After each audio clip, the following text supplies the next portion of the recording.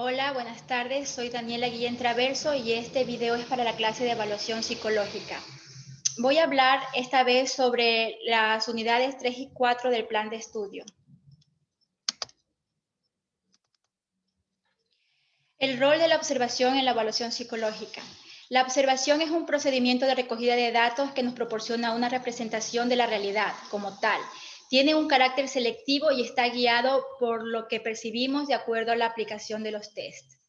De manera muy personal, creo que la observación es la herramienta principal, la más importante de cualquier evaluador, porque es la que nos permite desde el principio una recogida de la información, es decir, desde que el paciente llega a consulta, incluso antes, desde que el paciente nos habla por teléfono para planificar la consulta, uno ya va recogiendo datos de cómo percibimos la situación del paciente, si el paciente está angustiado por lo que le está ocurriendo, si realmente está interesado, si viene a consulta obligado, etc. Entonces, desde el principio, la observación va siendo la herramienta principal de la recogida de información. La observación sistemática de lo que vamos a observar en el sujeto debe focalizarse en cómo se comportan los evaluados, su actitud ante los instrumentos evaluatorios, los acontecimientos que se presentan. Es decir, la observación tiene que ser focalizada. Tenemos que darnos cuenta qué tipo de información es el que queremos recoger y focalizar justamente la observación hasta ese punto.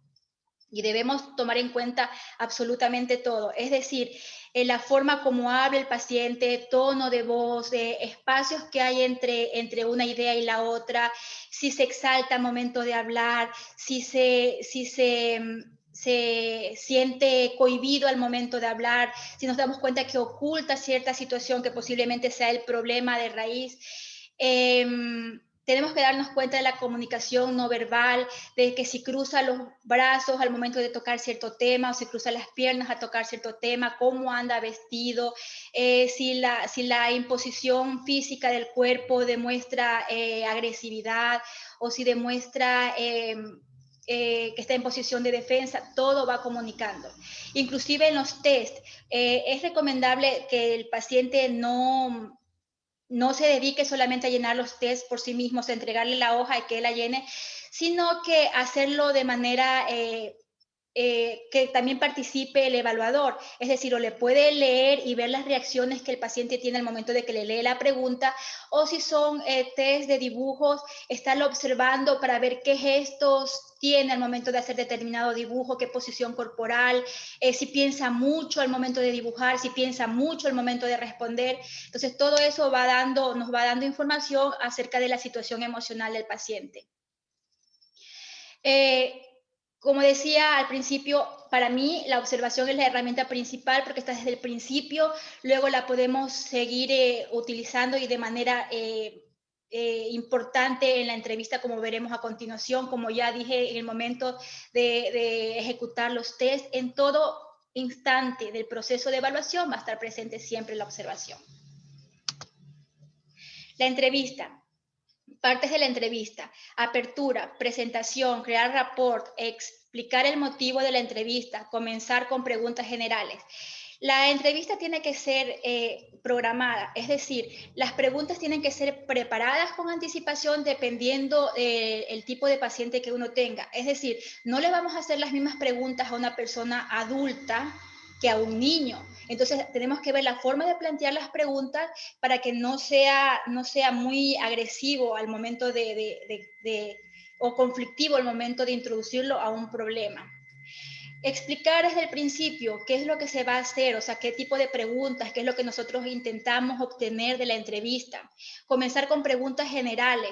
Esto de empezar con preguntas generales tiene que también ver mucho con crear rapport, es decir, no podemos intimidar al paciente desde la primera pregunta. Entonces, para hacer ganar confianza hacia el paciente, debemos empezar con preguntas sencillas, generales, antes de profundizar más en el tema. Las preguntas deben ser claras, utilizando términos generales, términos que todo el mundo conozca, para que no volver a repetirlas y para que estemos seguros de que el paciente está entendiendo lo que uno se le pregunta. Desarrollo: mantener escucha activa e interesada.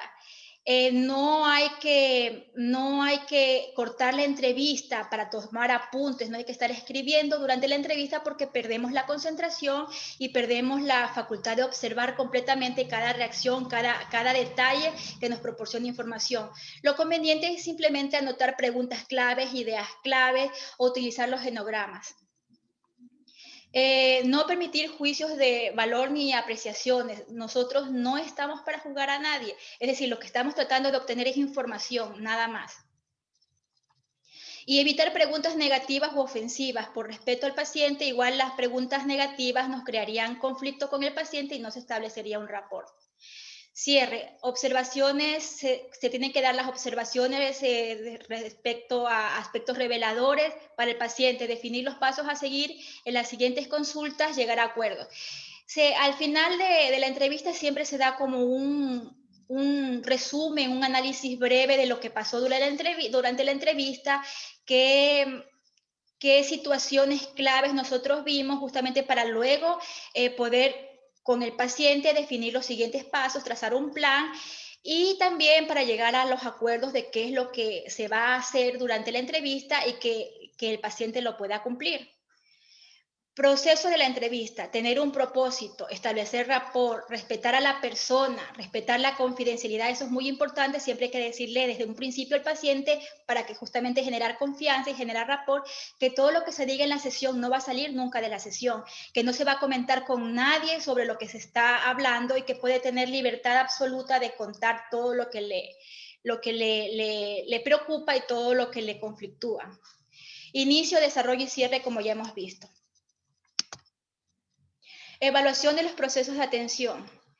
La atención tiene diferentes niveles, entonces podemos hablar del nivel de alerta arousal que corresponde al estado de alerta. Para evaluar este tipo de atención se utilizan los siguientes test. Es decir, para evaluar cada estadio de la atención, cada nivel de atención, hay sus test particulares diseñados especialmente para ese estadio.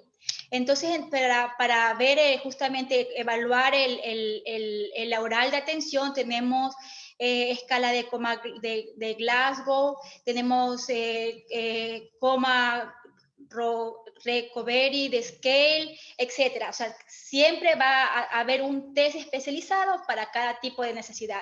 Igual para la atención sostenida, que esto se lo aplica generalmente en niños, que es para determinar la capacidad de atención, de mantener la atención sobre un objeto durante un tiempo prolongado. Para evaluar ese tipo de atención se utiliza bastante en TDAH, etcétera. Entonces aquí están los test de símbolos y dígitos, desde la A, escala Magallanes, de ejecución continua. Evaluación de los procesos de atención. Siguiendo con lo anterior, entonces tenemos tipo de atención selectiva, tipo de atención alternante, atención dividida. Entonces siempre va a haber, como les decía, un test para cada tipo de situación. Evaluación de las funciones ejecutivas. Las funciones ejecutivas son las que nos permiten planificar, llegar a objetivos. Esto más bien tiene que ver con neuropsicología, porque las funciones ejecutivas se localizan justamente en el área prefrontal y muchas afectaciones de esta área prefrontal afectan muchísimo a las funciones ejecutivas. Igual niños con TDAH tienen dificultades para planificar, para organizarse, para cumplir metas, y todo tiene que ver con la función ejecutiva. Entonces, los test indicados para medir justamente la capacidad que tiene el individuo de planificar, de organizarse, de cumplir tareas, de cumplir objetivos, etcétera, de tener rutinas incluso, de enfocarse en tareas precisas. Entre los test también tenemos variables que tienen que ver también con el punto específico que queremos nosotros determinar o detectar, evaluar con respecto a las funciones ejecutivas. Entre estos test tenemos test de identificación del COMNAM, test de sincronización, test de simultaneidad, test de proceso, test de reconocimiento, test secuencial, test de concentración, test de programación.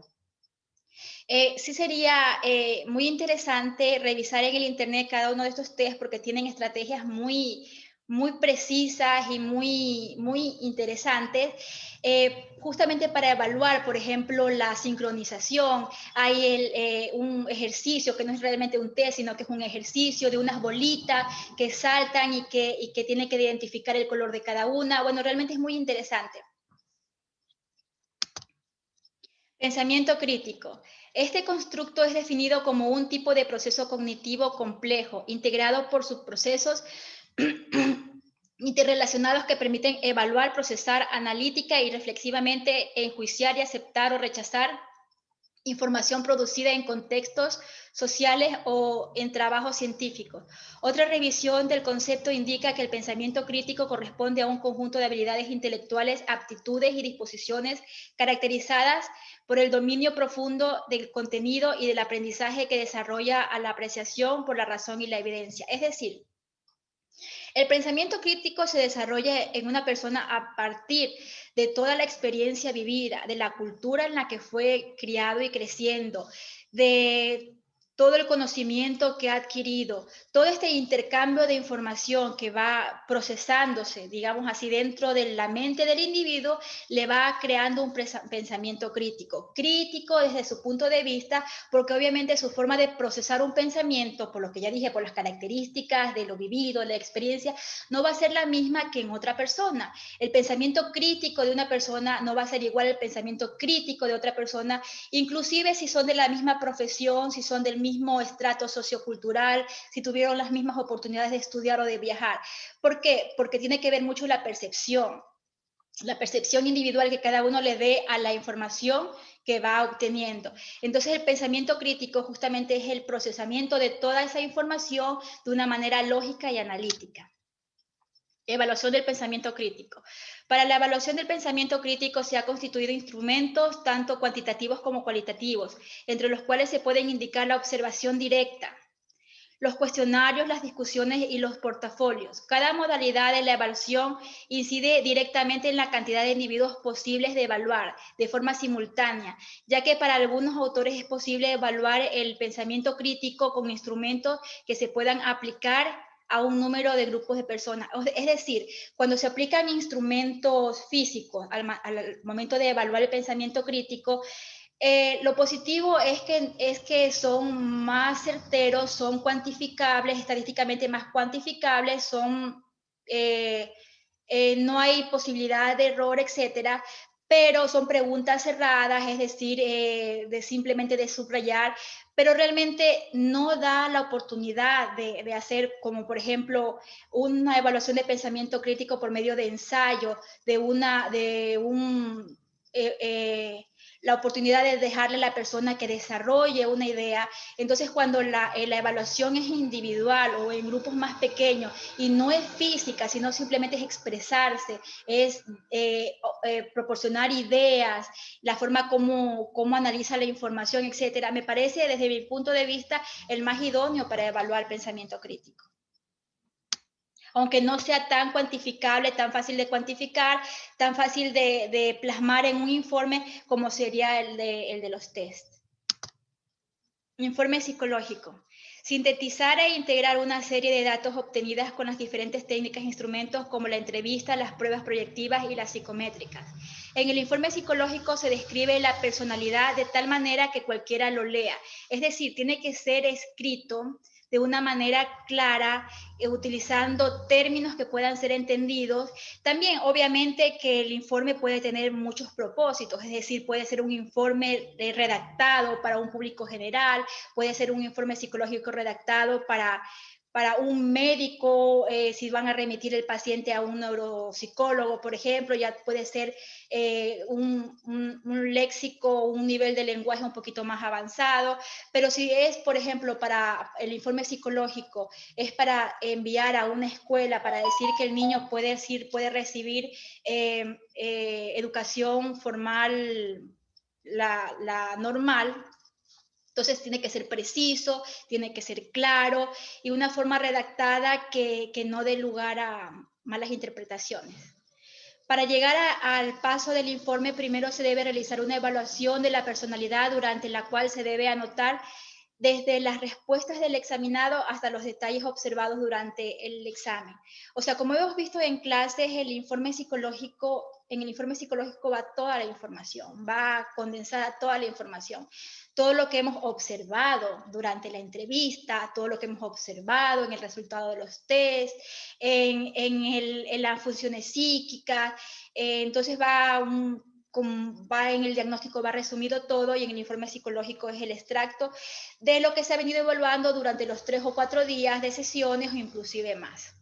El informe psicológico incluye ficha de identificación, motivo de la consulta, pruebas aplicadas, descripción del paciente, antecedentes, funciones psíquicas, diagnóstico, pronóstico, tratamiento, recomendaciones. Es decir, este informe, como les decía, es multipropósitos, y según a quién va dirigido, cuál es el propósito del informe, es como se lo va a redactar. Se puede incluir todo lo que dice en el casillero derecho de la pantalla, o simplemente puede ser sencillo como para dar una información general a instituciones que la estén requiriendo, que no sean instituciones médicas ni psicológicas. Muchas gracias.